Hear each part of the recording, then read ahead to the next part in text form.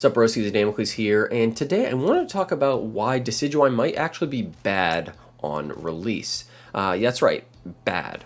Now, Decidueye is coming this week, at the end of this week, coinciding with the release of Diamond and Pearl on the 19th, and it's going to be an attack character. I'm really excited for it, honestly. This is probably going to reignite my love for Pokemon Unite, but basically I was going to make a build video. I had like a 20-minute build video on like my prediction for the best build for Decidueye when it's releasing, and that's still coming out. But I wanted to just do a quick video because I did have some thoughts and I thought it would be best reserved for a separate video. So if you like this content and you want to see more, make sure you hit the subscribe button, hit the notification bell, and the like button down below, and comment what you think.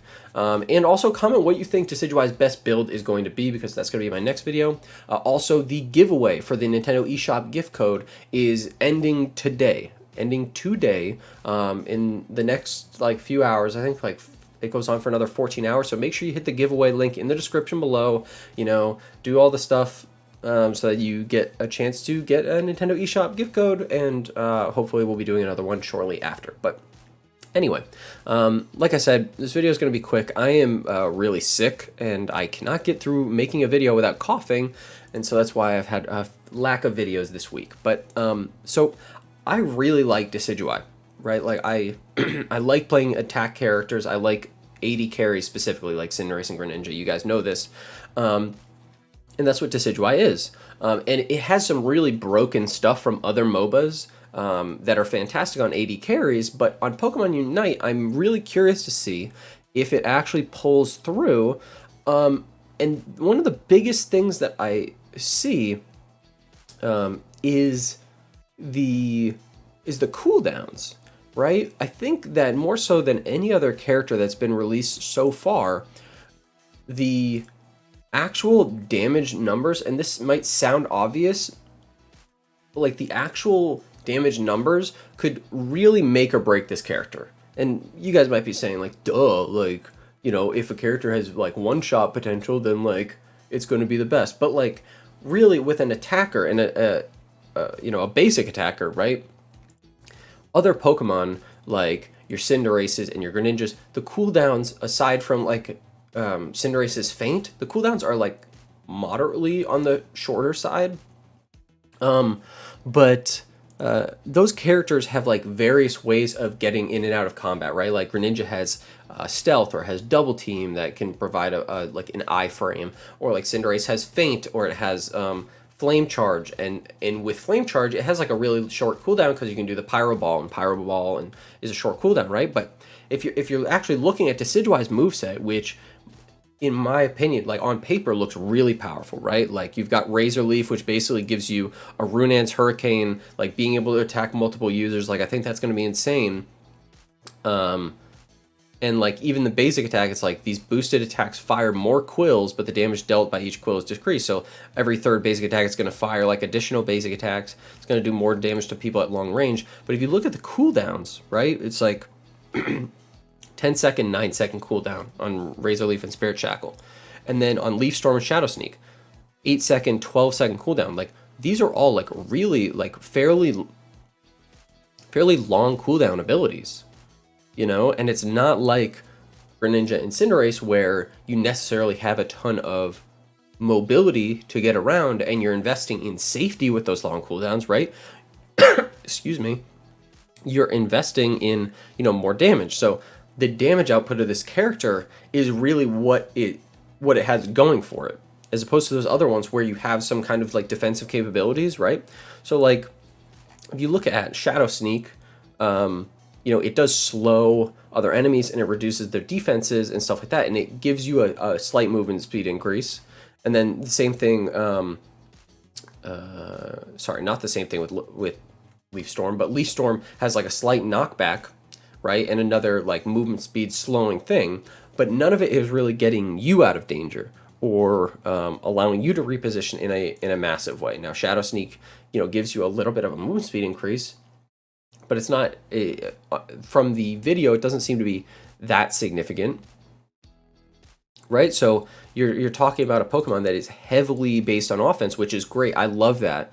But these cooldowns are really, they are long, man. They're long. And you might be saying, hey, it's a basic attack character. And it is a basic attack character. But it's like, if the damage is not crazy, then you are going to be super vulnerable, like more so than any other attacker in the game, really.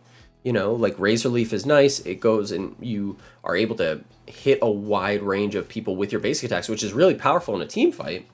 But you don't have any real get out of jail free cards like some of the other basic attackers. So like if someone jumps onto you after you've popped this, you got they have a 10-second window to blow you up. You know, or like Spirit Shackle, like one of the builds I'm thinking of running, like if you run Spirit Shackle and you're going for like a poke build, right, where you're trying to just Spirit Shackle people from far away and stuff like that, if the damage output of Spirit Shackle isn't good, then your entire build is going to be focused around an ability that is on like a 9-second cooldown. You have to charge it up, and your movement speed gets slowed while you're using it. You know what I mean? So that's one of the things where I'm just like, I really want this character to be, I don't want to say I want it to be busted on release, but I love I love 80 carries, right? Basic attack, damage dealing carries. Love them. It's like my favorite thing to play in any MOBA. And I think that the damage output, looking at, you know, potential on paper, seems really powerful. But if this thing releases with not so fantastic damage numbers, then this thing it could be super weak, like super weak, just because that's all this character has, right? Like it would be like if you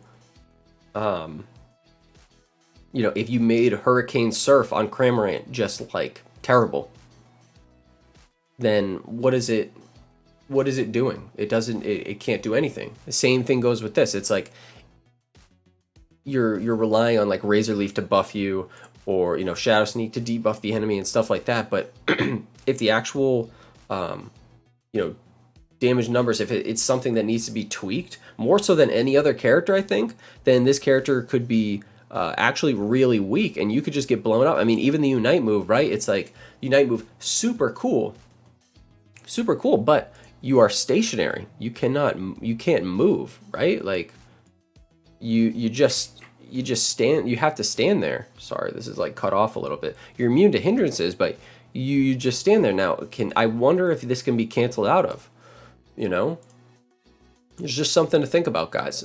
I'm really pumped for this character. I wanted to, I'm going to be putting out that build video, but I did just want to, like, you know, just popping off the top of my head, right? Like, if we're actually looking at, you know, how these abilities work, this character has a very fine line between being super overpowered and being incredibly weak.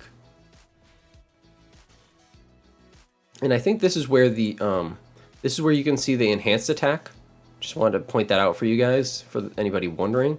Once it does 3 basic attacks on Lucario, you'll see that this next hit on this core fish is going to fire like 3 quills off.